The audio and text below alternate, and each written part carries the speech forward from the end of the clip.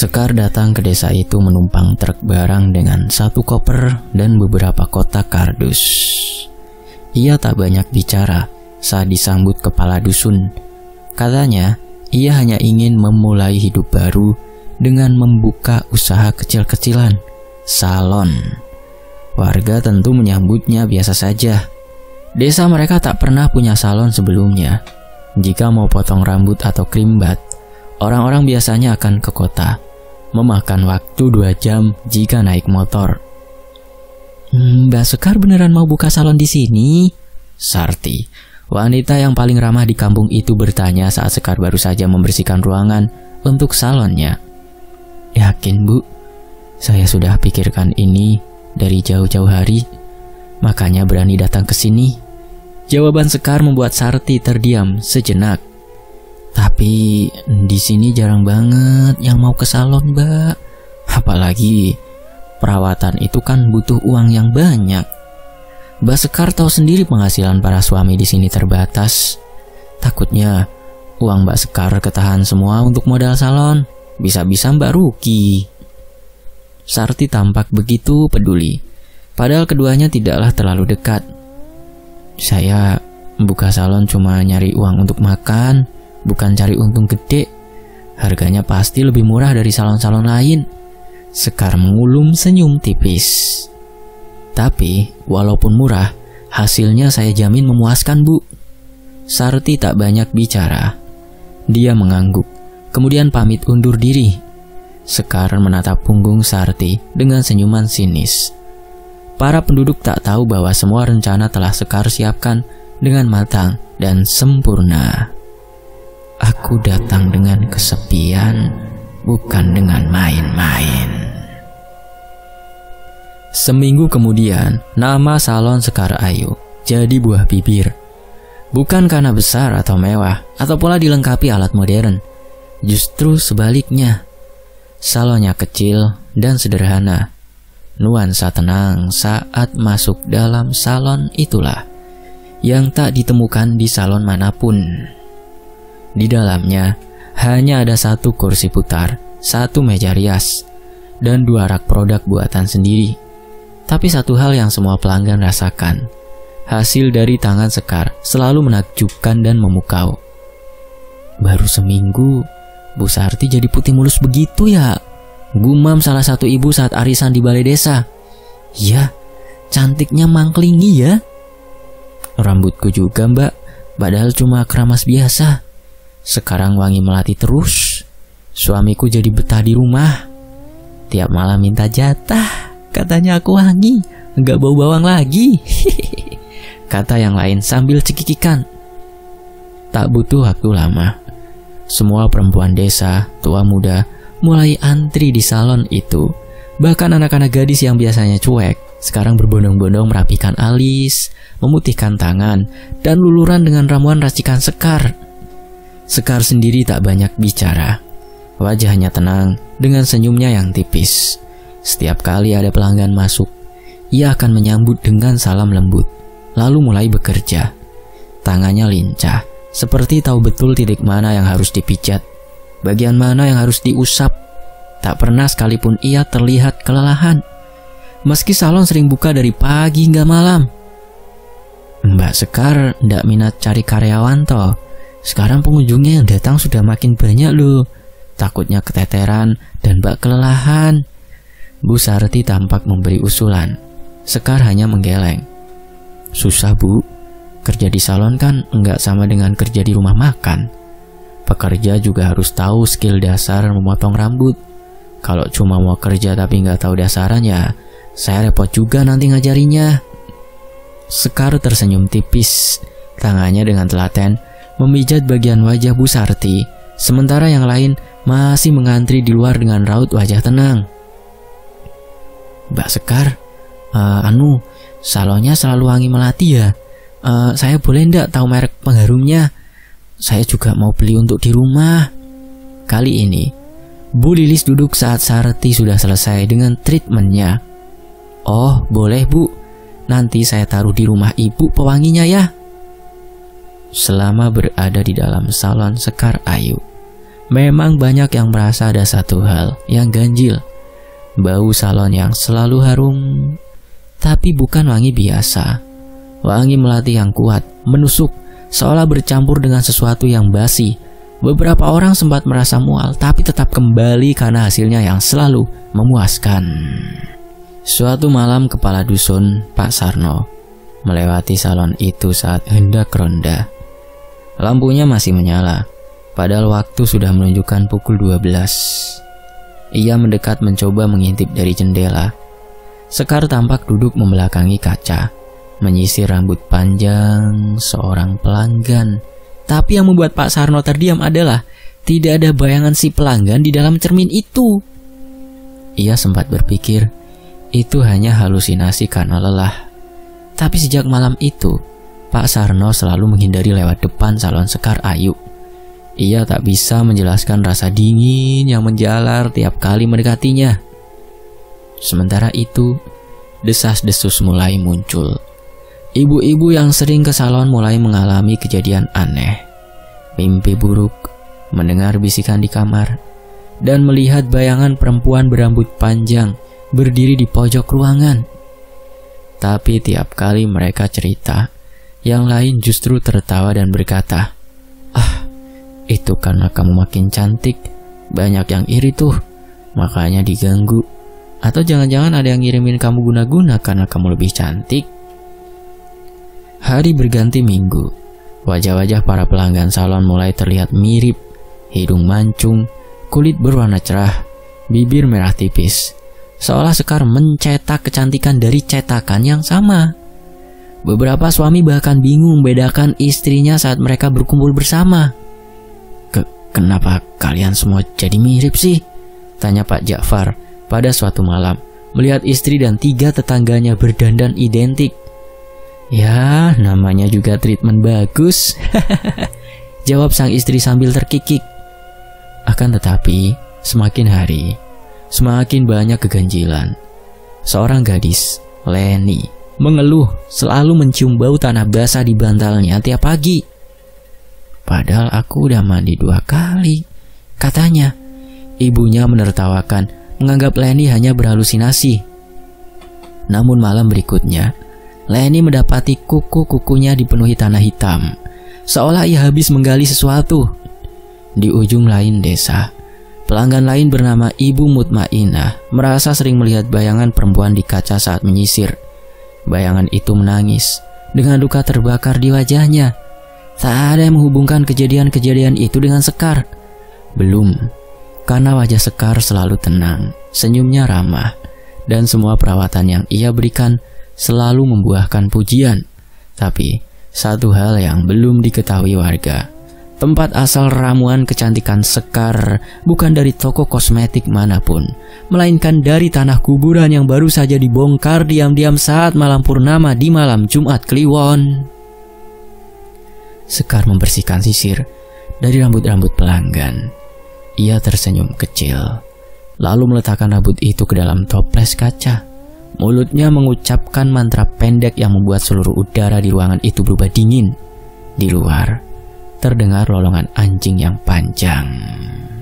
Singkat cerita, 1 bulan sejak salon Sekar Ayu berdiri, perubahan mulai terasa di desa Inggopuro. Malam-malam jadi lebih sunyi, anjing jarang menggonggong, jangkrik pun seolah enggan bersuara. Para suami mulai merasa canggung di rumah masing-masing. Ada sesuatu dari istri mereka yang berbeda, tetapi tak bisa mereka jelaskan. Rini, istri muda Pak Rawi, salah satu pelanggan setia salon Sekar. Suatu malam berdiri lama di depan cermin. Ia meraba wajahnya sendiri, mengagumi pipi yang kini lebih tampak tirus, bibir yang memerah alami, dan mata yang tampak lebih sayu. Tapi, di sela kekaguman itu ada ganjalan yang tak bisa ia pahami. Mengapa wajahnya terasa bukan miliknya sendiri? "Sayang, kamu dari tadi ngapain sih ngaca terus?" tanya Pak Rawi yang baru keluar dari kamar mandi. Rini hanya tersenyum, tapi senyumnya terasa kaku, seolah terpaksa. Ia menunduk, mengelus rambutnya yang kini lebih hitam dan tebal. Enggak. Aku cuma ngerasa aku kayak orang lain aja. Pak Rawi tak banyak komentar. Ia berjalan ke dapur dan sempat melirik ke kaca lagi. Ia melihat dua bayangan, Rini dan seorang wanita lain yang berdiri di belakangnya. Berwajah sama, tapi dengan mata melotot dan lidah terjulur. Di hari yang sama, seorang warga bernama Bu Samira datang berlari ke rumah Pak Lurah. Wajahnya pucat dengan nafas tersengal. Raut wajahnya terlihat seperti orang ketakutan. "Pak Lurah, tolong, lihat ini, lihat anak saya," serunya menyeret anak gadisnya, Sari, yang tubuhnya gemetaran dan mulutnya komat kamit. Sari adalah pelanggan baru salon Sekar. Baru 2 hari lalu ia luluran dan totok wajah di sana. Hari ini ia mendadak kerasukan. Mulutnya menyebut nama yang sama berulang-ulang. Ningrum, Ningrum, Ningrum, Ningrum. Dia menyebut nama Ningrum. Pak Lurah dan beberapa warga berusaha menenangkan Sari. Seorang ustadz pun dipanggil membacakan ayat-ayat ruqyah. Tetapi gadis itu tetap menjerit dan menuding wajah ibunya sendiri sambil berteriak, "Kalian yang datang ke tempat itu dan mendapatkan hasil memang pantas mati. Pakailah wajah itu wajah yang pernah kalian lukai sebelumnya."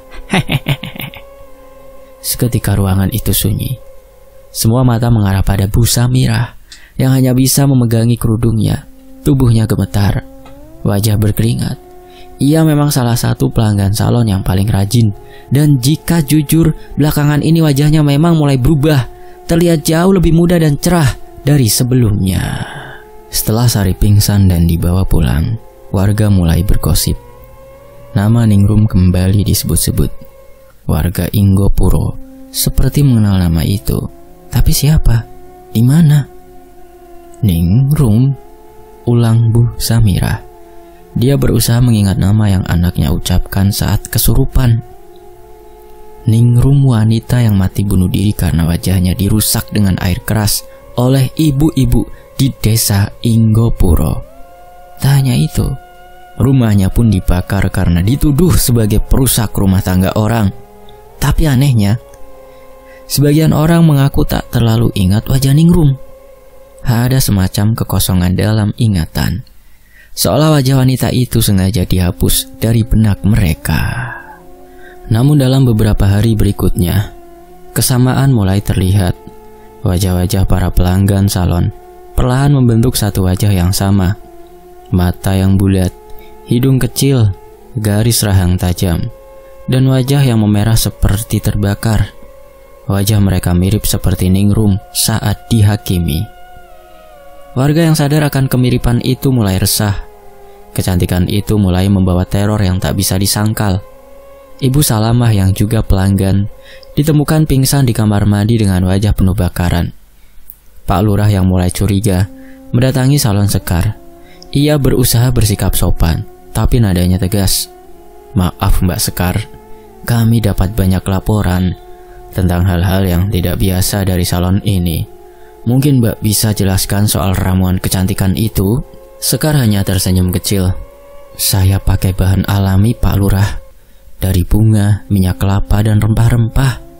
Mungkin saat ini tubuh pelanggan sedang dalam masa pembersihan Pak, jadi sensitif, detoksifikasi. Tapi semua itu normal Pak. Bapak tenang aja, semua bahan saya tidak mengandung merkuri kok." Sekar kembali tersenyum tipis. Pak Lurah ingin mendesak lebih jauh, tapi entah kenapa matanya terasa berat setiap kali menatap langsung ke mata Sekar, seolah ada kabut yang menghalangi pikirannya. Saat keluar dari salon, ia masih mencium wangi melati yang menusuk. Namun kini ia sadar, wangi melati itu seperti bercampur dengan bau daging busuk. Sementara itu di sisi lain, seorang pemuda desa bernama Arif, yang dulunya kekasih Ningrum, mulai mengumpulkan potongan-potongan puzzle yang tersebar di sekelilingnya. Ia membuka kembali buku harian lama milik Ningrum yang masih ia simpan. Di dalamnya ada 2 foto wanita. Satu wanita yang paling Arif kenali, Ningrum. Satu lagi wajahnya samar, sebab fotonya terkena banjir setahun lalu. Arif menatap lembaran itu dalam diam. Ia menoleh ke arah luar rumah, di mana salon Sekar tampak berdiri anggun. dengan lampu kuning yang bersinar temaram, hangat. Sebenarnya siapa Sekar itu? Mengapa seperti tak asing dalam ingatanku? Malam itu, Arif bermimpi. Dia berdiri di tengah pemakaman, dikelilingi para wanita cantik berkulit pucat. Semua menatapnya dengan mata kosong. Salah satu dari mereka, yang paling mirip dengan Ningrum, tersenyum dan berkata pelan, "Mereka pantas mendapatkannya." Sudah 3 minggu sejak kejadian Sari kerasukan. Sejak itu warga mulai menjaga jarak dari salon Sekar. Tapi bukan karena takut, justru karena mereka tak ingin kehilangan kecantikan yang sudah diperoleh. Sekalipun bayangan-bayangan menyeramkan mulai menghantui malam-malam mereka, sebagian besar tetap menutup mata. Gangguan itu seolah tak berhenti. Setiap malam, para pelanggan salon Sekar mulai mencium aroma busuk yang datang dari tubuh mereka sendiri. Awalnya samar, seperti bau tanah basah yang menempel, lalu berubah menjadi bau amis dan menyengat, seperti bangkai hewan yang membusuk. Mereka mandi berkali-kali, mengganti pakaian, menyemprot parfum, tapi tak ada yang bisa menghilangkan bau itu.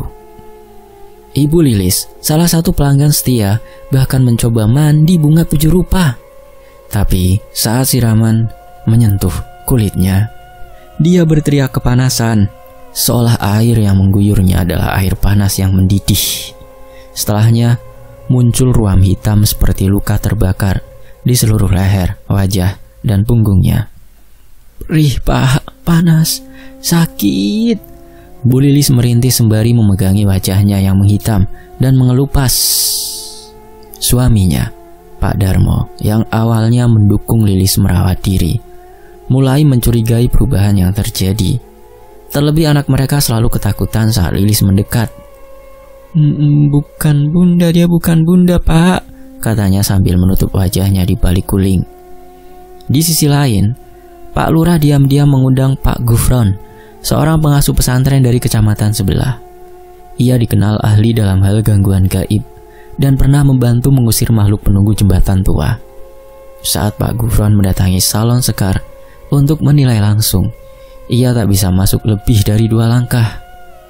Ada penolak dari dalam. Bangunan ini bukan sekadar tempat. Ini semacam tempat persembahan. Ada sesuatu yang tumbuh di bawahnya. Sesuatu yang sudah diberi darah dan makan. Katanya, nafasnya berat, keningnya penuh keringat. Malam harinya Pak Gufron bermimpi tentang seorang perempuan berpakaian putih yang mendekat padanya. Wajahnya setengah terbakar, setengah cantik luar biasa. Ia menangis sambil berkata, "Aku ingin wajahku kembali. Mereka merusaknya. Tolong aku. Jangan ikut campur." Saat bangun, Pak Gufron menemukan bau melati menyengat di dalam kamar. Padahal ia tak pernah menyimpan bunga apapun. Dan di atas sajadahnya, ada seikat rambut panjang yang masih basah. Keesokan paginya, Pak Lurah dan Pak Gufron mengumpulkan warga untuk rapat darurat di balai desa. Tapi seperti yang sudah diduga, sebagian besar warga, terutama para pelanggan salon, menolak percaya ada yang salah. "Apa sih salahnya jadi cantik? Baru sekarang saya merasa dihargai sama suami," kata seorang ibu dengan nada tinggi.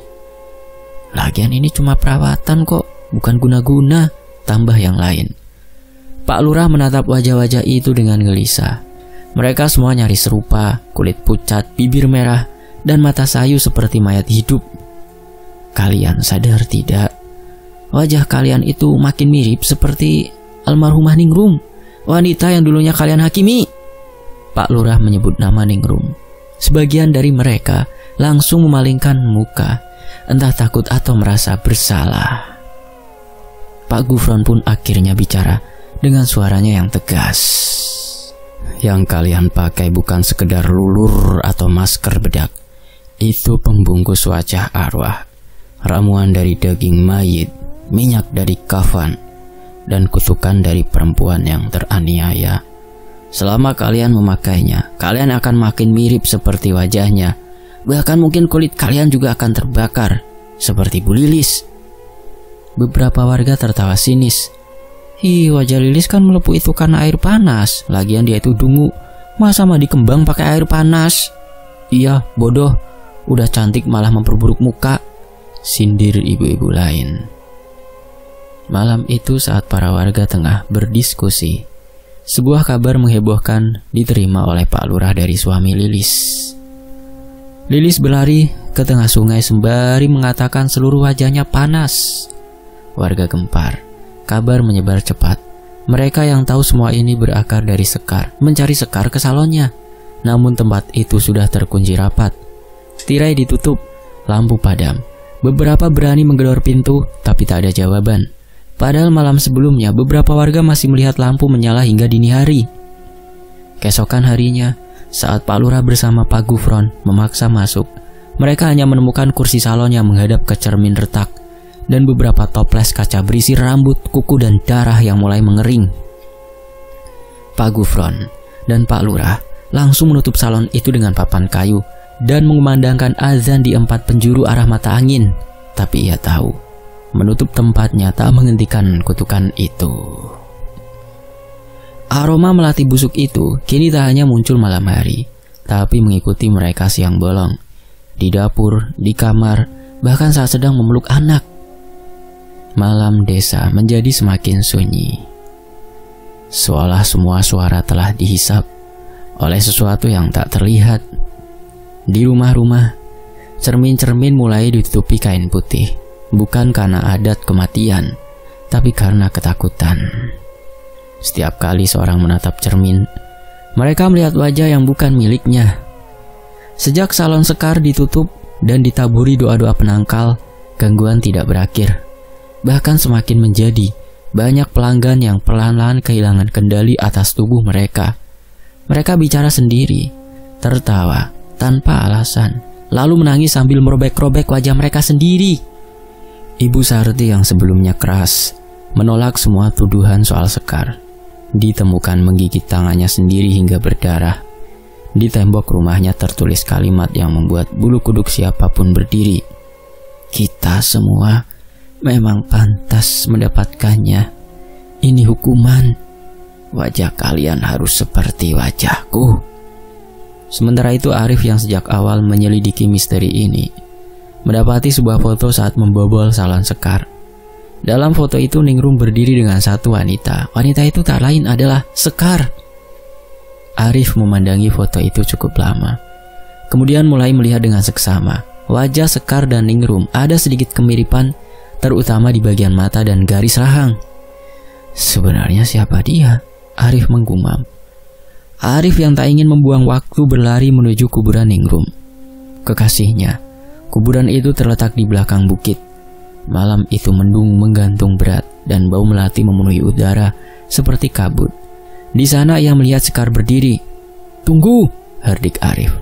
Sekar menoleh kemudian berlari. Arif mulai mengejar, namun kakinya tertusuk paku yang tampaknya sengaja Sekar tebar sebelum kedatangannya. Wanita itu tersenyum sinis kemudian berlari. Sudah hampir 1 bulan sejak salon Sekar ditutup dan papan kayu terpaku kuat di depan pintunya. Tapi bukannya mereda, teror malah menyebar seperti penyakit tak kasat mata.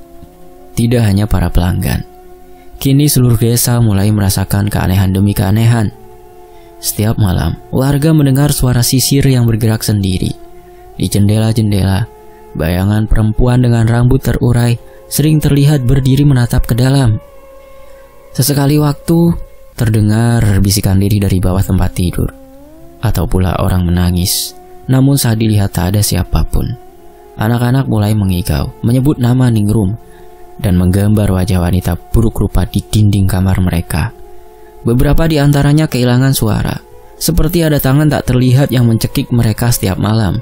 Di salah satu rumah, warga menemukan sebuah cermin terpecah 2 dengan sendirinya.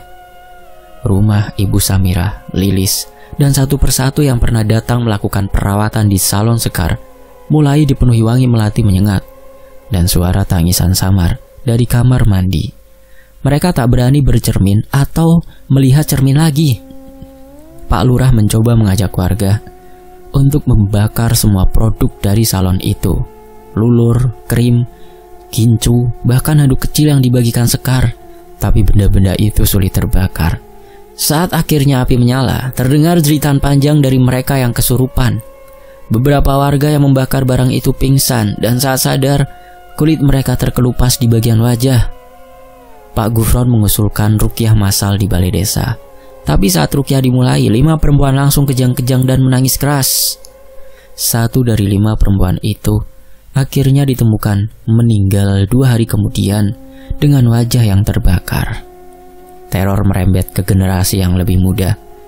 Anak-anak perempuan mulai menirukan seperti memakai bedak putih, memoles bibir, menyisir rambut berjam-jam sambil menatap kosong ke arah cermin.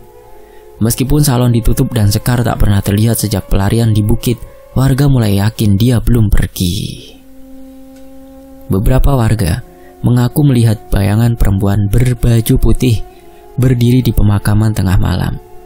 Kadang Sekar duduk di bawah pohon beringin tua, membakar rambut dalam mangkuk tanah liat. Anjing-anjing desa enggan mendekat, bahkan menggonggong kosong ke arah semak-semak. Arif yang semakin yakin bahwa teror ini belum selesai, usai memutuskan memasang jebakan di jalur menuju makam Ningrum. Ia menaruh kamera tua, tali jebakan dan dupa sebagai pemancing gaib.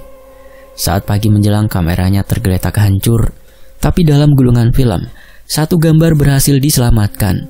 Di situ terlihat Sekar duduk di depan makam Ningrum. Dia tampak menangis sambil memegang seikat rambut dan kendi kecil berisi darah.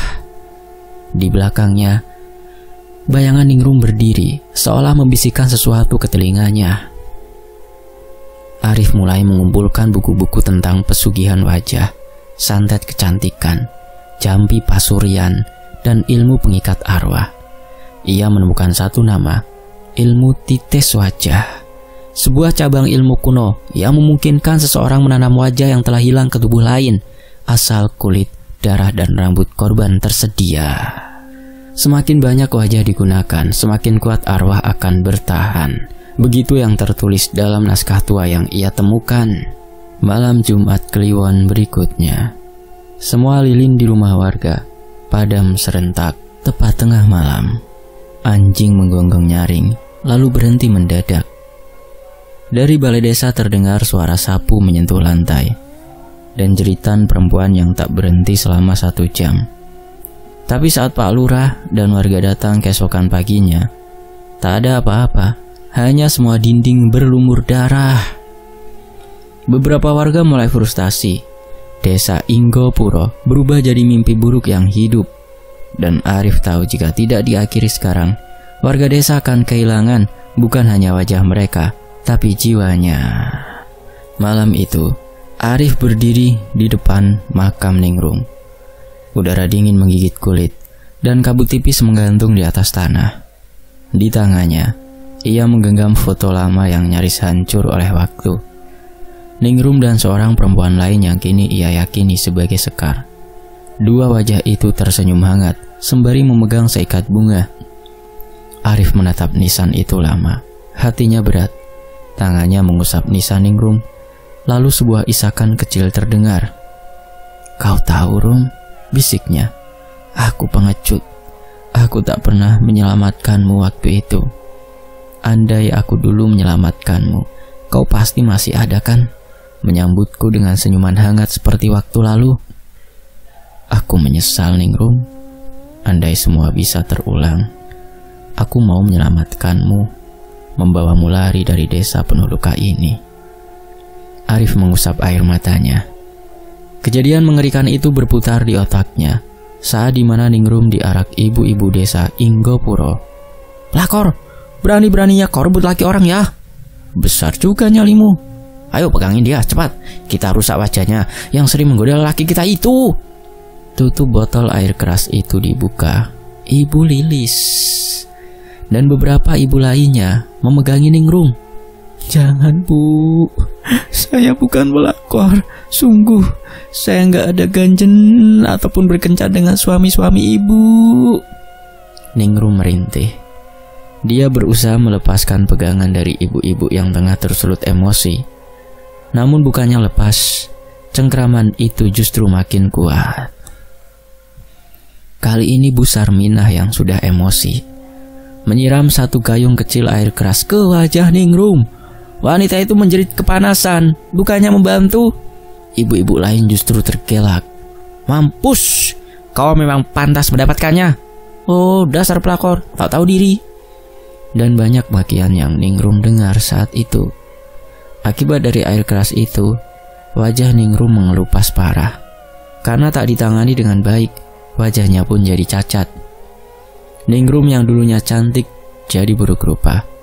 Dia dihina dan rumahnya selalu dilempari batu saat ibu-ibu melintas. Karena tak kuat akan kekejaman itu, Ningrum akhirnya bunuh diri. Ingatan Arif buyar saat langkah kaki pelan terdengar dari arah semak.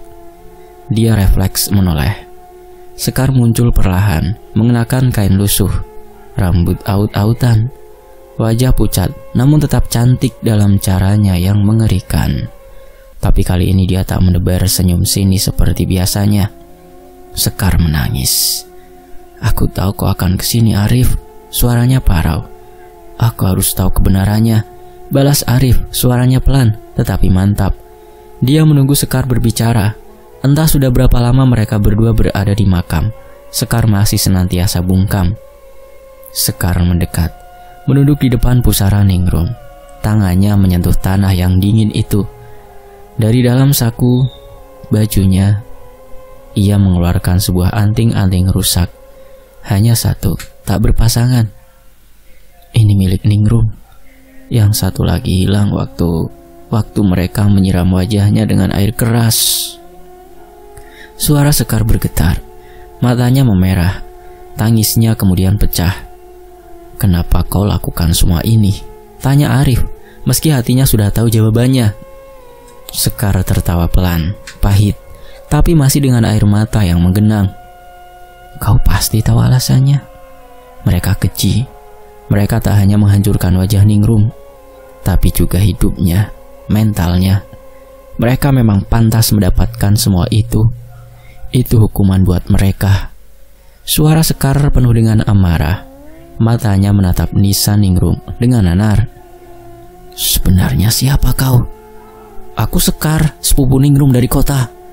Waktu itu saat aku berkunjung ke sini, saat hari kematian Ningrum, aku mendengar sekelompok ibu-ibu yang tertawa puas karena Ningrum bunuh diri.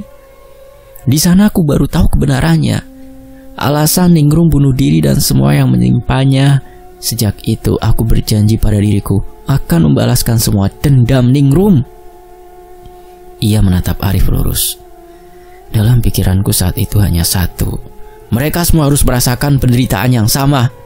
Merasakan bagaimana rasanya kehilangan wajah, kehilangan harga diri, kehilangan mental akibat wajah buruk rupa. Arif menggeleng. Matanya berkaca-kaca. Tapi bukan begini caranya. Dendam ini sudah melewati batas. Kau bukan hanya menghukum mereka, Sekar. Kau menghancurkan jiwa mereka, anak-anak mereka. Bahkan anak kecil pun ikut dihantui oleh santet yang tengah kau mainkan. Sekar terdiam. Lalu pelan-pelan ia mengeluarkan kendi kecil berisi cairan hitam kehijauan dari dalam tas kainnya. Ini darahku. Di dalam sini ada tulang Ningrum yang aku campur dengan rambut-rambut mereka. Aku gunakan untuk menghidupkan Ningrum dalam tubuh-tubuh baru, agar ia bisa melihat dunia lagi. Agar Ningrum bisa berjalan lagi, cantik, dihargai, tak diseret dan tak dianiaya.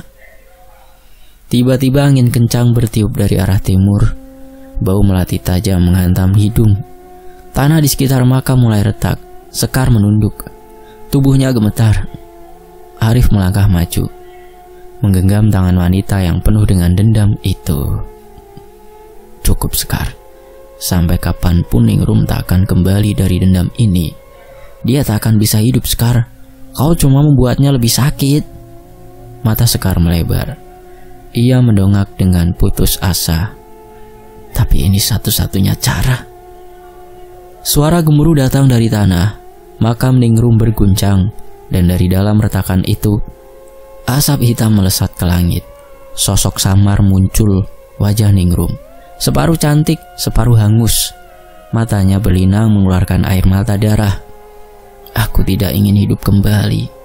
Aku ingin damai. Tapi dendammu mengurungku di sini, Sekar. Sekar tersentak, bibirnya bergetar. Ningrum. Ningrum mendekat, melayang di atas tanah. Kau membuat aku menjadi jahat. Kau paksa aku untuk bangkit dari ketenangan di dalam sana, Sekar. Arif menarik Sekar mundur, tapi tubuh Sekar tak bergerak. Ia menangis keras, menjatuhkan kendi, lalu memeluk tanah makam. Maaf Ningrum, maaf. Tapi aku cuma ingin mereka mendapatkan apa yang mereka lakukan padamu, Ningrum. Mereka memang pantas mendapatkannya. Mereka harusnya juga harus sepertimu. Wajah penuh luka bakar. Mereka yang membuat kamu jadi cacat, Ningrum. Bayangan Ningrum semakin jelas. Kali ini bukan sebagai hantu, tapi sebagai sosok penuh duka. Ia menunduk, menyentuh kepala Sekar. Sudahi dendammu. Maafkan mereka agar aku bisa pulang dengan tenang. Dalam satu hembasan angin besar, bayangan Ningrum lenyap, bau melati hilang, dan langit menjadi terang. Sekar pingsan. 2 hari setelah peristiwa itu, warga desa mendapati sebuah surat di depan salon yang sudah lama tertutup. Surat itu ditulis dengan tangan Sekar, berisi pengakuan panjang, seluruh detail dendamnya, dan permintaan maaf kepada semua yang pernah dirasuki kutukan wajah Ningrum. Aku hanya ingin kalian merasakan hal yang sama seperti Ningrum, wanita yang dulu wajahnya kalian hancurkan. Tapi sekarang aku sadar dendam tak menyembuhkan apapun. Sekarang aku pergi. Aku mohon maaf atas semua yang telah aku lakukan pada kalian.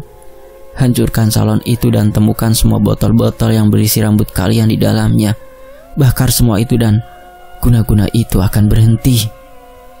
Sekar menghilang sejak malam di makam itu. Tak ada yang tahu kemana ia pergi. Salon Sekar Ayu dibongkar sepenuhnya. Di bawah lantainya ditemukan puluhan potongan rambut dan kuku-kuku. Warga membakar salon itu juga. Apa yang mereka temukan sesuai dengan instruksi dari surat yang Sekar tuliskan. Dan sejak saat itu, aroma melati tidak pernah kembali. Warga desa perlahan-lahan kembali seperti semula. Wajah-wajah yang sempat mirip Ningrum mulai berubah. Beberapa sembuh, sebagian tetap cacat seumur hidup. Ningrum, nama yang disapu dari sejarah desa. Nama yang pernah dianiaya dengan kejamnya dikutuk, hingga mental dan jiwanya terguncang. Sedangkan Arif memilih meninggalkan desa. Dalam koper tua yang ia bawa, terselip satu foto Ningrum dan Sekar berdiri berdampingan dengan senyuman. Semoga kau tenang di alam sana, Ningrum. Doa itu Arif panjatkan seraya menenteng koper tua miliknya dengan senyuman baru. Selesai. Demikianlah sebuah kisah, semoga terhibur. Sampai jumpa di kisah lainnya. Tetap di Tony FS. Saya pamit dulu.